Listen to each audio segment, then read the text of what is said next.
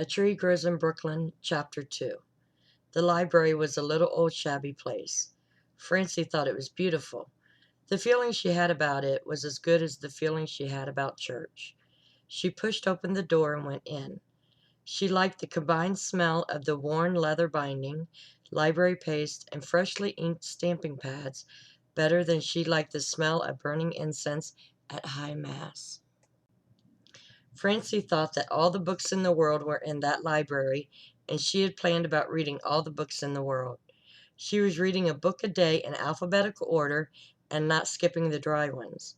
She remembered that the first author had been Abbott.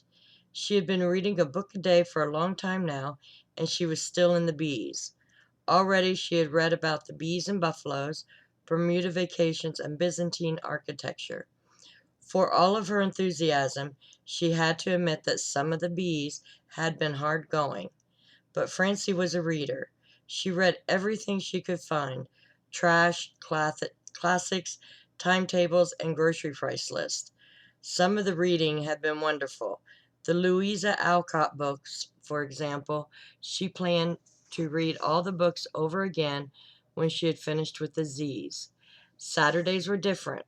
She treated herself by reading a book not in alphabetical sequence. On that day, she asked the librarian to recommend a book. After Francie had come in and closed the door quietly behind her, the way you're supposed to do in the library, she looked quickly at the little golden brown pottery jug which stood at the end of the librarian's desk. It was a season indicator. In the fall, it held a few sprigs of bittersweet, and at Christmas time, it held holly. She knew spring was coming, even if there was snow on the ground, when she saw Pussy Willow in the bowl.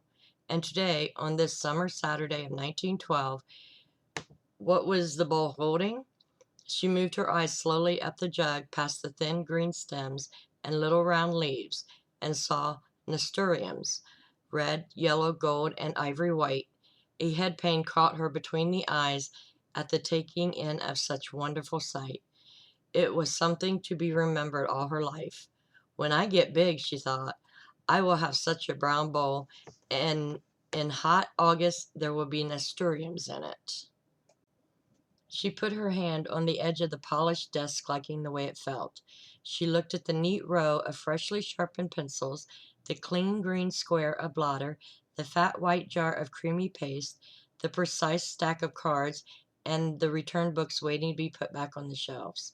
The remarkable pencil with the date slug above its point was by itself near the blotter's edge. Yes, when I get big and have my own house, no plush chairs and lace curtains for me, and no rubber plants. I'll have a desk like this in my parlor, and white walls, and a clean green blotter every Saturday night, and a row of shining yellow pencils, always sharpened for writing, and a golden brown bowl with a flower or some leaves or berries always in it, and books, books, books. She chose her book for Sunday, something by an author named Brown. Francie figured she had been reading on the Browns for months. When she thought she was nearly finished, she noticed that the next shelf started up again with Brown. After that came Browning. She groaned anxious to get into the seas, where there was a book by Marie Corelli that she had peeped into and found thrilling. Would she ever get to that? Maybe she ought to read 2 books a day. Maybe. She stood at the desk a long time before the librarian deigned to attend her. Yes? Inquired the lady pettishly. This book. I want it. Francie pushed the book forward, opened at the back, with the little card pushed out of the envelope. The librarian had trained the children to present the books that way. It saved them the trouble of opening several hundred books a day and pulling several hundred cards from as many envelopes. She took the card, stamped it, pushed it down a slot in the desk. She stamped Francie's card and pushed it at her. Francie picked it up, but she did not go away. Yes, the librarian did not bother to look up. Could you recommend a good book for a girl? How old? She is 11. Each week, Franny made the same request, and each week the librarian asked the same question. A name on a card meant nothing to her, and since she never looked up into a child's face, she never did get to know the little girl who took a book out every day and two on Sunday.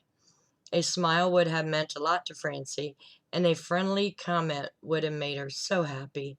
She loved the library and was anxious to worship the lady in charge, but the librarian had other things on her mind. She hated children anyhow. Francie trembled in anticipation as the woman reached under the desk. She saw the title as the book came up, If I Were King by McCarthy. Wonderful! Last week it had been Beverly of Grosstock, and the same 2 weeks before that. She had had the McCarthy book only twice. The librarian recommended these two books over and over again. Maybe they were the only ones she herself had read. Maybe they were on recommended lists. Maybe she had discovered that they were surefire as far as 11-year-old girls were concerned. Francie held the books close and hurried home, resisting the temptation to sit on the first stoop she came to start reading. Home at last, and now it was the time she had been looking forward to all week, fire escape sitting time. She put a small rug on the fire escape and got the pillow from her bed and propped it against the bars. Luckily, there was ice in the icebox. She chipped off a small piece and put it in a glass of water. The pink and white peppermint wafers bought that morning were arranged in a little bowl, cracked, but of a pretty blue color. She arranged glass, bowl, and book on the windowsill and climbed out on the fire escape. Once out there, she was living in a tree. No one upstairs, downstairs, or across the way could see her, but she could look out through the leaves and see everything. It was a sunny afternoon. A lazy, warm wind carried a warm sea smell. The leaves of the tree made fugitive patterns on the white pillowcase. Nobody was in the yard, and that was nice. Usually it was preempted by the boy whose father rented the store on the ground floor. The boy played an interminable game of graveyard. He dug miniature graves, put live captured caterpillars into little matchboxes, buried them with informal ceremony, and erected little pebble headstones over the tiny earth mounds. The whole game was accompanied by fake sobbings and heavings of his chest. But today, the dismal boy was away visiting an aunt in Bensonhurst. To know that he was away was almost as good as getting a birthday present. Francie breathed the warm air, watched the dancing leaf shadows, ate the candy, and took sips of the cooled water in between reading the book.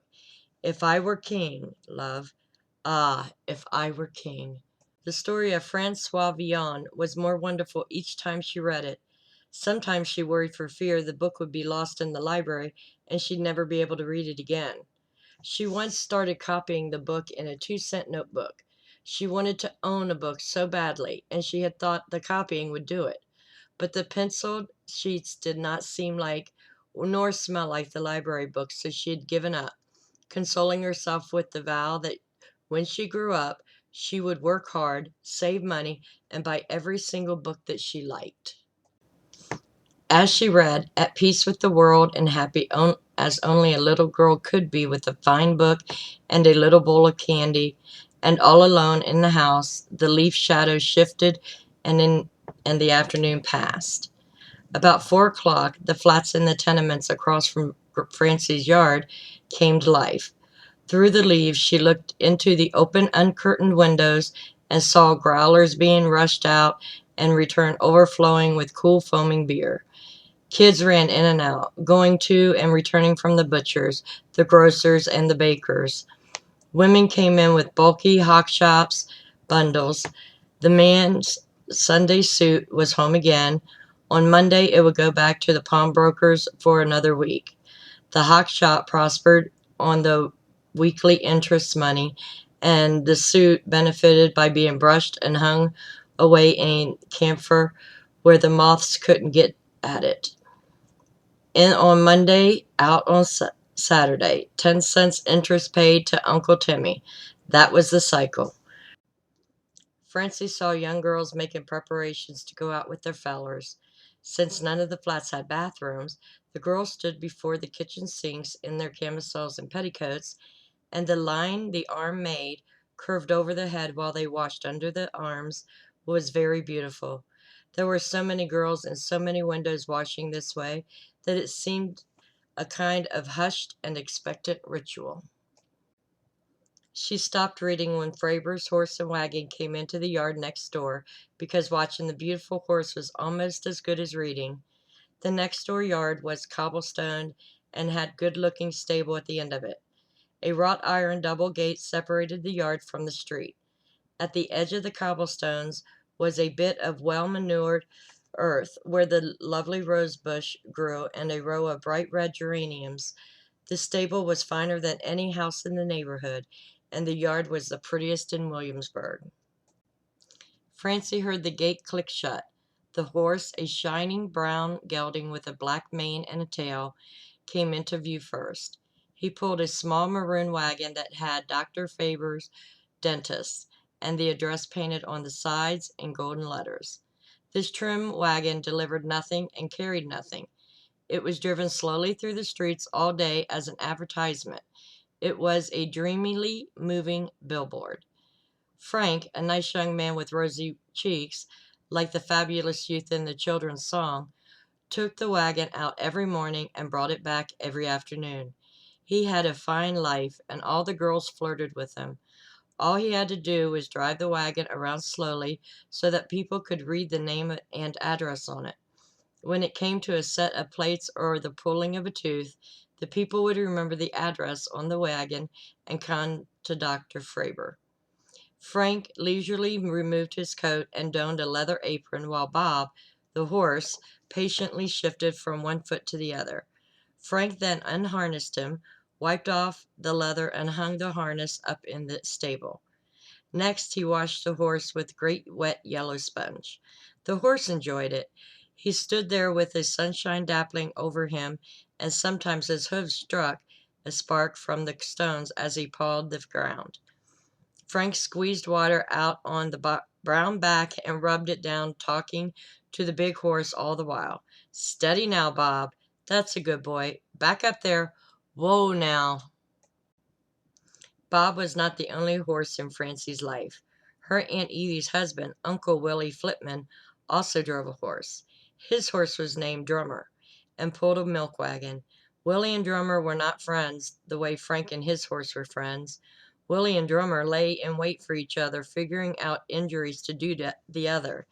Uncle Willie reviled Drummer by the hour. To hear him talk, you would think that the horse never slept at night, but stood awake in the milk company stable, figuring out new torments for his driver. Francie liked to play a game in which she imagined that people looked like their pets, and vice versa. Little white poodles were favorites' pets in Brooklyn. The woman who owned the poodle was usually small, plump, white, soiled with rheumy eyes just like a poodle. Miss Tynemore, the tiny, bright, chirping old maid who gave Mama music lessons, was just like the canary whose cage hung in her kitchen. If Frank could turn into a horse, he'd look like Bob. Francie had never seen Uncle Willie's horse, but she knew what he looked like.